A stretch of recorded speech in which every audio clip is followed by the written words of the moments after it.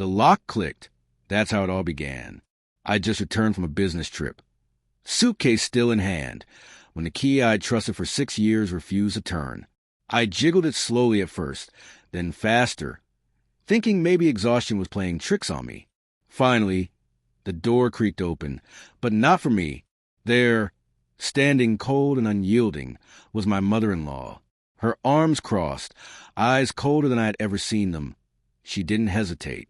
"You don't live here anymore," she said, voice flat final. No apologies, no explanations. Just exile, swift and absolute. I laughed, a quiet, bitter sound.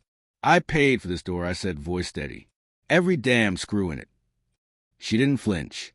Instead, she tossed a small envelope to the floor at my feet. Divorce papers. That was it. It wasn't always like this.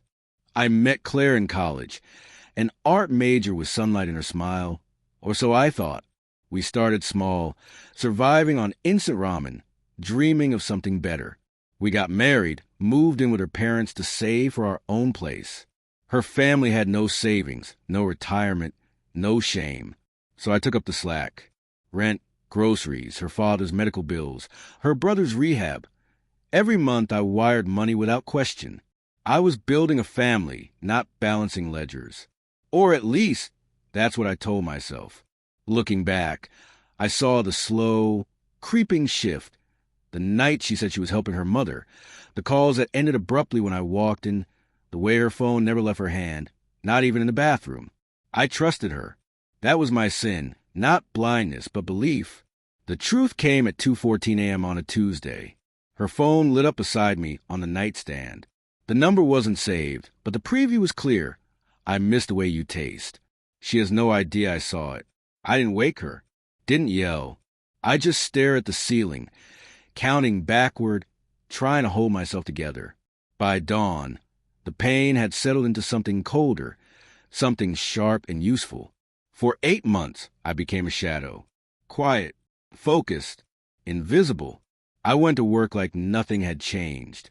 Kissed her goodbye every morning. Smiled at her mother when she asked for a little extra for the utility bills. But behind the scenes, I was meticulous. I copied every bank statement, every transaction, traced every penny that had slipped from my accounts into theirs, documented how much of my salary had quietly supported their house, their car, their vacations. I installed hidden cameras, pulled text threads from her cloud backups, gathered photos, the kind you can never unsee. Claire in a hotel room, Claire with him, Claire laughing like nothing mattered. Sleep became a stranger. I started planning. When the time was right, I moved the money, quietly shifting all joint accounts into personal ones. Cancel her access. Close her cards. Then I called the best lawyer in town, the kind who makes judges uncomfortable and opposing counsel tremble. We prepared silently, ruthlessly.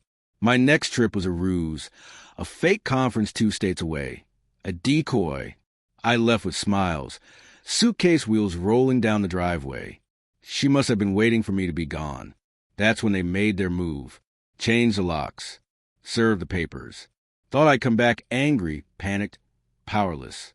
But I didn't come back. I didn't call. I let them celebrate their illusion of control. 2 weeks later, we met in court. She arrived smug, dressed in white, her mother sitting behind her like a queen in exile. I came with only my lawyer and the truth. He laid it out, 6 years of expenses, all on my back. The surveillance, the infidelity, the manipulation, evidence of coordinated financial abuse. Then the receipts, every transfer, every lie, every fraudulent purchase that funded their lavish lifestyle on my dime. Claire went pale. Her lawyer stuttered. Her mother stormed out before the hearing ended.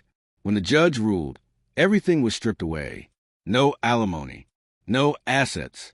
And to repay part of what I'd covered, deductions would be made directly from the sale of the house, now in foreclosure. I never set foot in that house again. Never paid a bill. Never answered a call. They tried, apologies, guilt trips, threats. I let them rot in voicemail. I moved cities, changed numbers, started again, this time on my terms. Sometimes in the quiet moments, I still see that door in my dreams, the one that wouldn't open.